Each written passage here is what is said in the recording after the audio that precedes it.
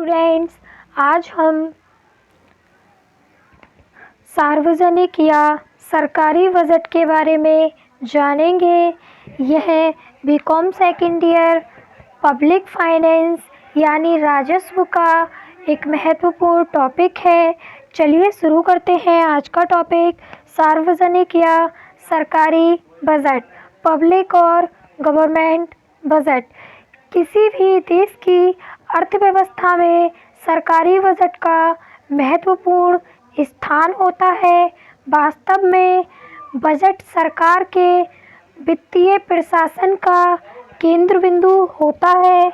इसके द्वारा सरकार देश के आर्थिक साधनों का नियोजन और नियंत्रण करके आर्थिक क्रियाओं को प्रभावित करती है। देखते हैं बजट का आशय एवं परिभाषाएं, meaning and definitions of budget. अंग्रेजी का बजट शब्द फ्रेंच शब्द बजटी से निकला है, जिसका अर्थ चमड़े का एक छोटा थैला होता है।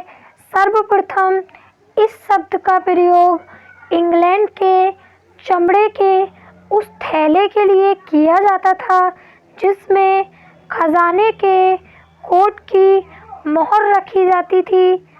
बाद में वित्त मंत्री के उस थैले को बजट कहा जाने लगा, जिसमें वे सरकारी व्ययों का पूरा करने के लिए प्रस्ताव रखते थे।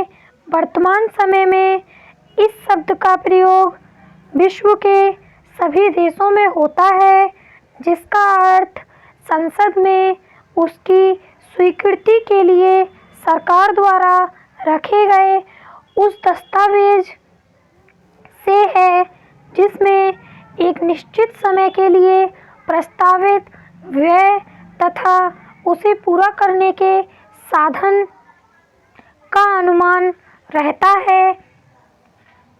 देखते हैं डेफिनेशंस।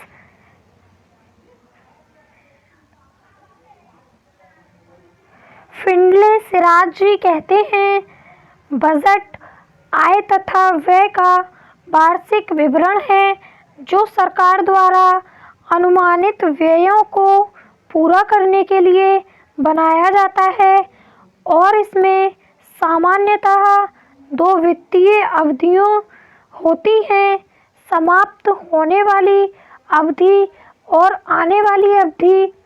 संक्षेप में बजट पिछले वर्ष के आय व्यय का विवरण, आने वाले वित्तीय वर्ष के आय व्यय का अनुमान और घाटों को पूरा करने के लिए तथा आधिक्य को वितरित करने के लिए प्रस्ताव होते हैं। टेलर के अनुसार बजट सरकार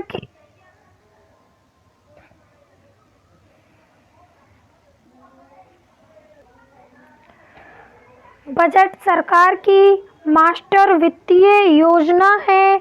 यह आगामी आय के अनुमान तथा बजट वर्ष के प्रस्तावित व्ययों के अनुमान साथ साथ प्रदान करता है।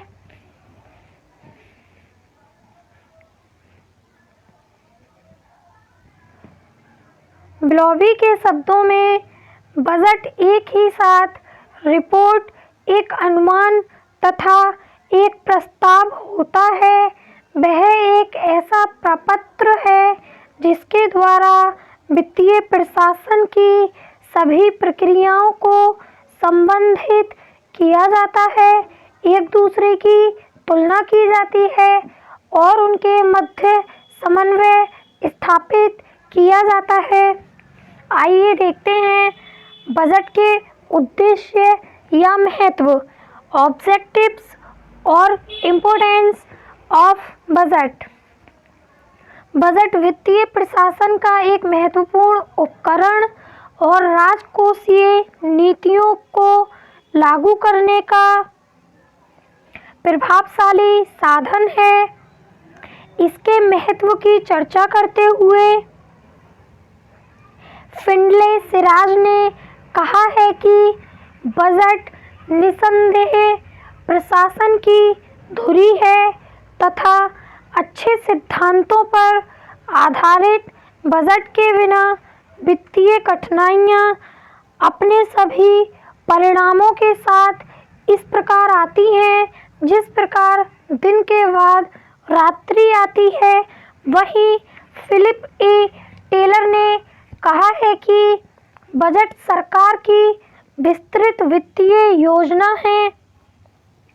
बजट को निम्न शीर्षकों में रखा जा सकता है,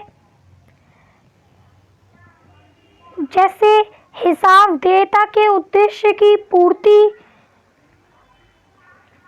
प्रशासकीय कुशलता का साधन, आर्थिक नियोजन में सहायक, राज्य कोषीय नीतियों का उपकरण, सार्वजनिक कोषों पर विधायी नियंत्रण, सामाजिक कल्याण का आधार, आर्थिक क्रियाओं का विश्लेषण।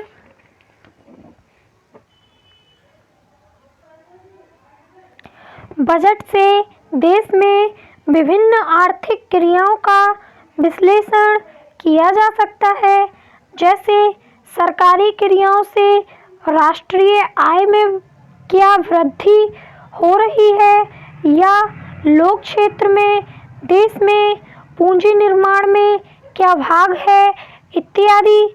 वास्तविकता यह है कि बजट देश की व्यवस्था के सभी आर्थिक पहलुओं के परीक्षण का अवसर प्रदान करता है। देखते हैं बजट के प्रकार।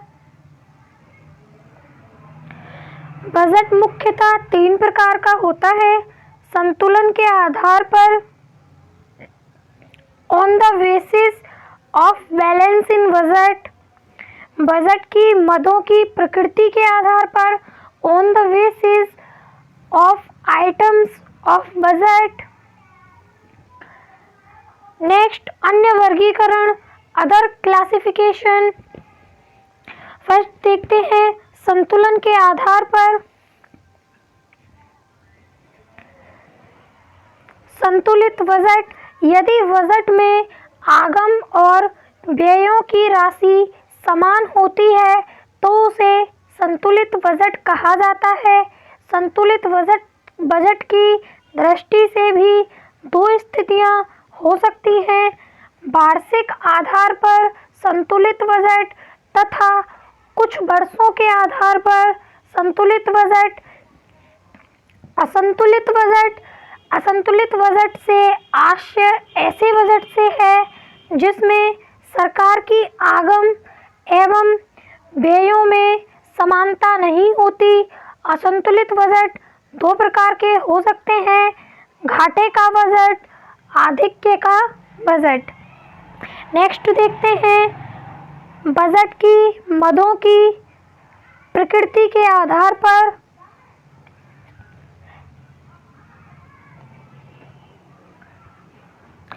इस दृष्टि से बजट अग्र 2 प्रकार के होते हैं, आगम बजट और पूंजीगत बजट। आगम बजट, इस बजट में आयगत प्रकृति की आय एवं व्ययों की मदों को शामिल किया जाता है। वहीं पूंजीगत बजट में पूंजीगत मदों पर होने वाले व्ययों को शामिल किया जाता है और इसकी अधिकांश राशि की पूर्ति ऋणों के द्वारा की जाती है। नेक्स्ट देखते हैं अन्य वर्गीकरण, अदर क्लासिफिकेशन। सामान्य बजट, जिन बजटों का निर्माण सामान्य परिस्थितियों में वार्षिक आधार पर किया जाता है उन्हें सामान्य बजट कहा जाता है। तदर्थ बजट या अंतरिम बजट, इसे व्यवस्था के अंतर्गत पूरे वर्ष के लिए तैयार नहीं किया जाता और कुछ अवधि के लिए लेखा अनुदान के आधार पर व्यय करने की अनुमति प्राप्त कर ली जाती है।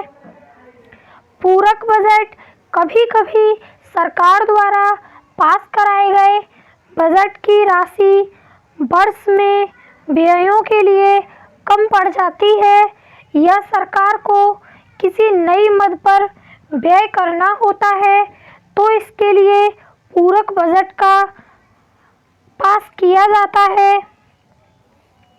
साख अनुमान बजट कभी कभी राष्ट्रीय संकट और विशेष रूप से युद्ध के समय सरकार को अतिरिक्त राशि की आवश्यकता पड़ती है, लेकिन जिसके संबंध में सरकार विस्तृत सूचना नहीं देना चाहती, तो इनकी व्यय की मांग को साख अनुदान के रूप में प्रस्तुत किया जाता है। बजट नीति के संबंध में परंपरावादी सिद्धांत को सुदृढ़ वित्त का सिद्धांत भी कहा जाता है।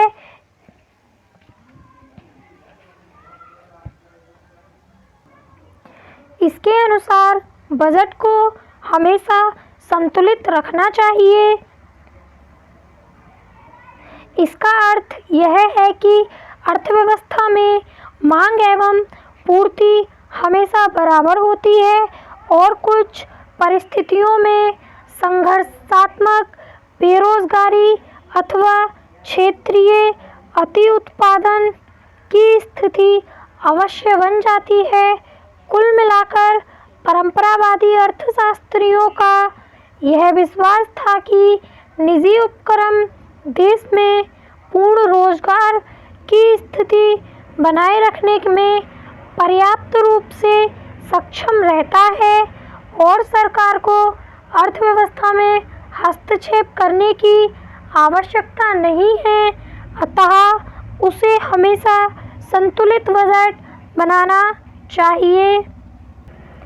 बजट जितना छोटा होगा उतना ही अच्छा होगा, क्योंकि बड़ा बजट होने पर अधिक कर लगेंगे, जिससे निजी बचत और निजी विनियोग में कमी आएगी तथा उत्पादक पूंजी का संचय कम होगा।